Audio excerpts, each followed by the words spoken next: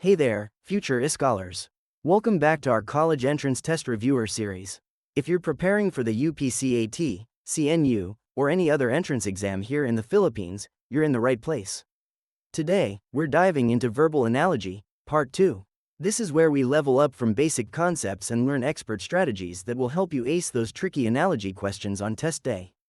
If you haven't watched part 1 yet, I highly recommend checking that out first to build your foundation. But if you're ready to take your skills to the next level, let's go. Don't forget to hit that like button, subscribe, and turn on notifications so you don't miss any of our reviewer videos. And if you have questions, drop them in the comments below. Alright, let's get started. Before we jump into the questions, let's do a quick concept review. The title here says it all: mastering relationships, not just meanings. What does this mean? Well, in verbal analogies, it's not enough to just know what the words mean. You need to understand the relationship between the words. Are they synonyms? Antonyms? Is one a part of the other? Is it a worker to their product? A tool to its function? The key to mastering verbal analogies is identifying these relationships quickly and accurately. And that's exactly what we're going to practice today. Alright, here's the game changer: bridge sentences. This is a 3-step strategy that I want you to memorize and use on every single analogy question. Ready? Step 1. Define bridge. Create a short, simple sentence that connects the first 2 words in a logical way. Keep it clear and specific. Step 2. Test match. Apply that exact same sentence to each of the answer choices. If it fits only one choice perfectly, congratulations, you found your answer. Step 3. Refine path. But what if 2 choices work? Don't panic. Just refine your bridge sentence to be more specific. Think about degree, function, or other nuances that make the relationship unique. This strategy is going to be your best friend. Let's see it in action. Let's jump right into our first question. Question number 1. Object to function. Printer is to document as, blank is to blank. Here are your choices. Letter A, scalpel is to incision. Letter B, camera is to photographer. Letter C, pen is to ink. Or letter D, library is to book. Take a moment to think about this. What's the relationship between printer and document? And remember, use that bridge sentence strategy. The correct answer is letter A, scalpel is to incision. Let's walk through the logic using our bridge sentence strategy. Bridge sentence: a printer is a tool used to produce a document. Now let's test each choice. A scalpel is a tool used to produce an incision. Perfect match. This follows the exact same relationship. Now why are the other choices wrong? Choice B, camera is to photographer. This is actually worker to tool, which is inverted from what we need. Choice C, pen is to ink. This is tool to component, not tool to product. Choice D, library is to book. This is a location relationship, not a function relationship. See how the bridge sentence helps you eliminate wrong answers? The relationship must be exactly parallel.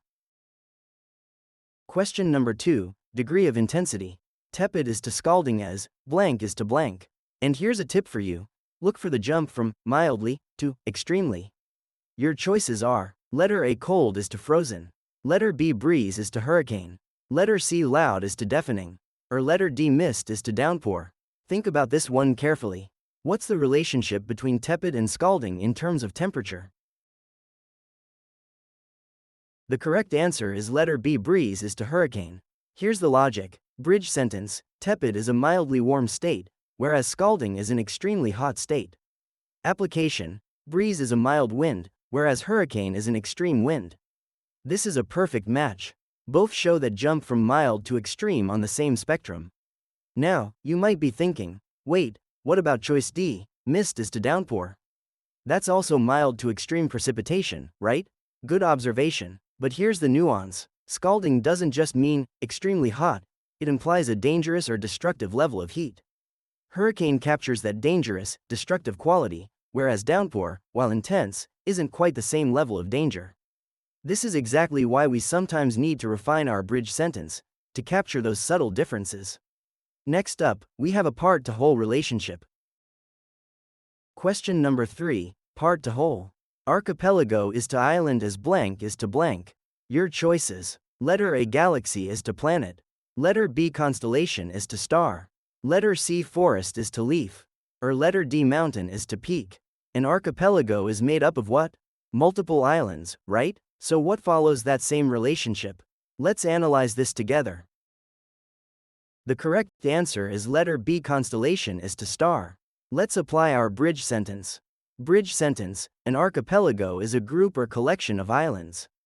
Application: a constellation is a group or collection of stars. Perfect. This maintains the exact relationship. Now here's an important note. You might have been tempted by choice A, galaxy is to planet. But a galaxy doesn't just contain planets, it has stars, solar systems, dust, and other cosmic matter. A constellation, on the other hand, is strictly a group of stars, just like an archipelago is strictly a group of islands. This shows why precision matters in analogies. You need the relationship to be as exact as possible.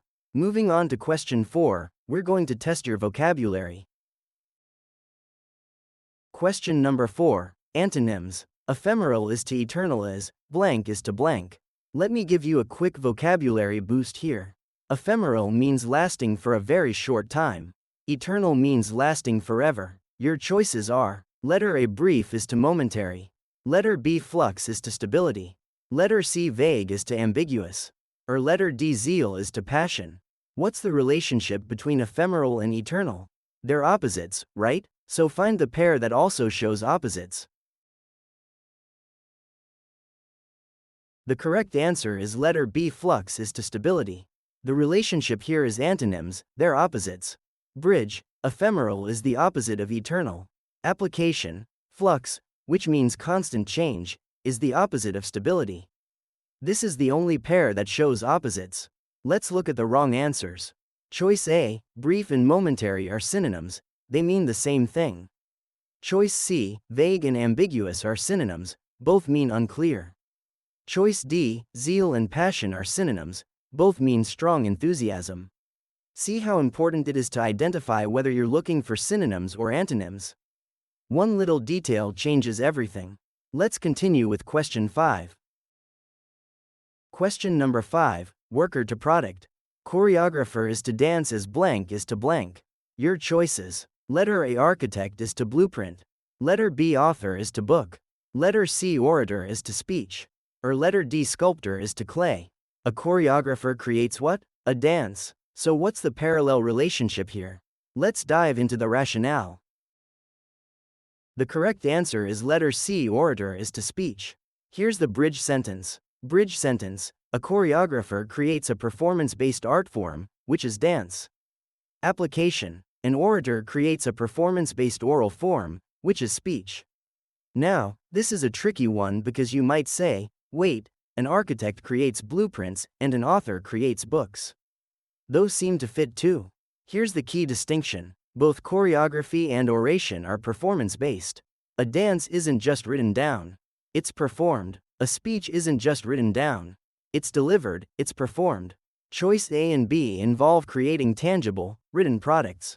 Choice D is about material, not product. Choice C best captures that performance aspect of the relationship. This is why sometimes you need to refine your bridge sentence to capture the most specific relationship. Question number 6, tool to action. Gavel is to adjudicate as blank is to blank. Your choices: letter A, sickle, harvest. Letter B, microscope, bacteria. Letter C, compass, direction. Or letter D, needle, stitch. A gavel is used to do what? To adjudicate, which means to judge or make official decisions. What tool-to-action relationship matches this?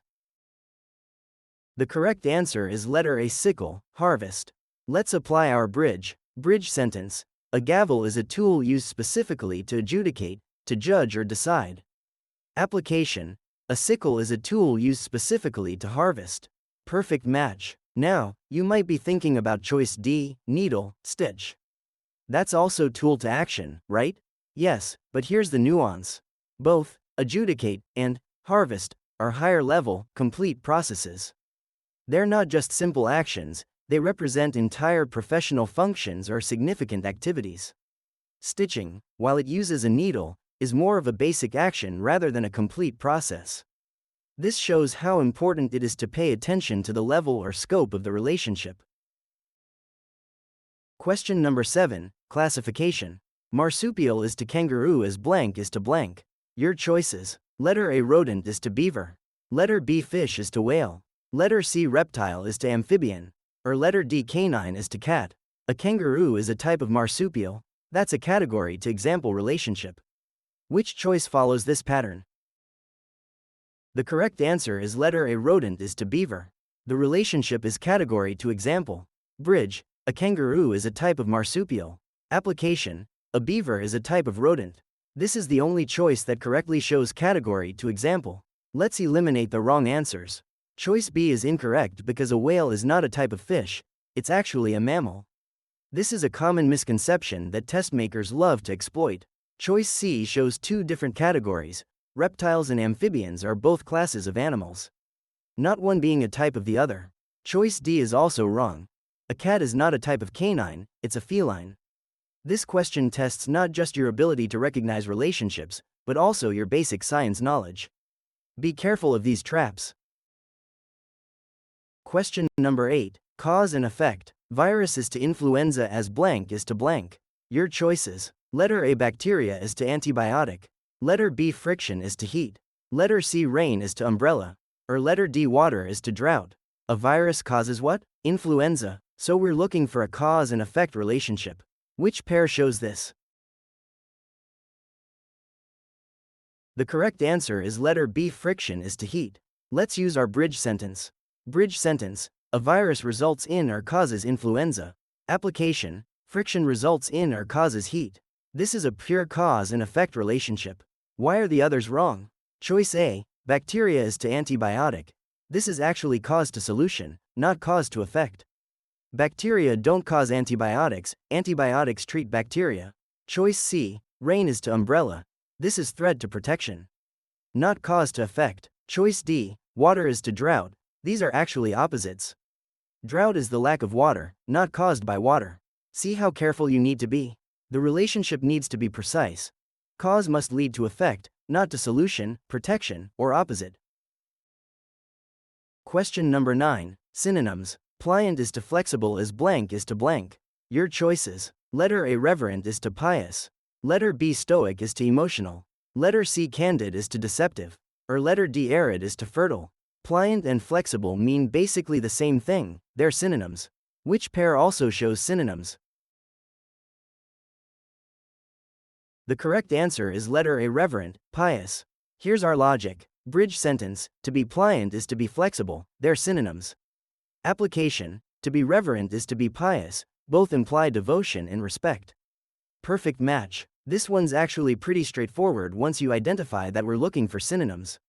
Choice B. Stoic is to emotional. These are antonyms, opposites. Choice C. Candid is to deceptive, also antonyms. Choice D. Arid is to fertile, also antonyms. All the wrong answers are opposites. This shows that test makers often give you one correct relationship type and fill the other choices with the opposite type to test if you're paying attention. Always identify the relationship type first. And now for our final question. Question number 10. Worker to product. Cobbler is to shoe as blank is to blank. Your choices. Letter A cartographer is to map. Letter B tailor is to needle. Letter C baker is to oven. Letter D mason is to stone. A cobbler makes or repairs shoes. Who creates what in the same way? The correct answer is letter A cartographer is to map. Let's apply our bridge sentence. A cobbler is a person who makes or repairs a shoe. Application. A cartographer is a person who makes or updates a map. This maintains the worker to product relationship perfectly. Let's eliminate the wrong answers. Choice B. Tailor is to needle. This is worker to tool, not product. A tailor uses a needle, they don't create needles. Choice C. Baker is to oven, also worker to tool. Bakers use ovens to make bread, but they don't make ovens. Choice D. Mason is to stone. This is worker to material. Masons work with stone, but they don't create stone, they create structures from stone. The key is recognizing whether something is a tool, material, or finished product. And that's our final question. And there you have it, future scholars. Good luck on your journey. Graduation cap. Remember this golden rule: review the bridge sentence for every analogy you encounter. This strategy will save you so much time and help you avoid those tricky wrong answers. This has been Verbal Ability Series, Part 2. If this video helped you, please give it a thumbs up, share it with your friends who are also preparing for college entrance exams, and subscribe for more reviewer content. In the comments below, let me know, which question was the trickiest for you? What other topics do you want me to cover? Are you taking the UPCAT, CNU, or another entrance exam? I read every comment and I'll do my best to help you out.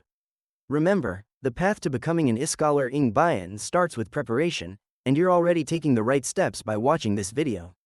Keep practicing, stay focused, and I'll see you in the next video. Hanggang sa muli, future scholars. God bless.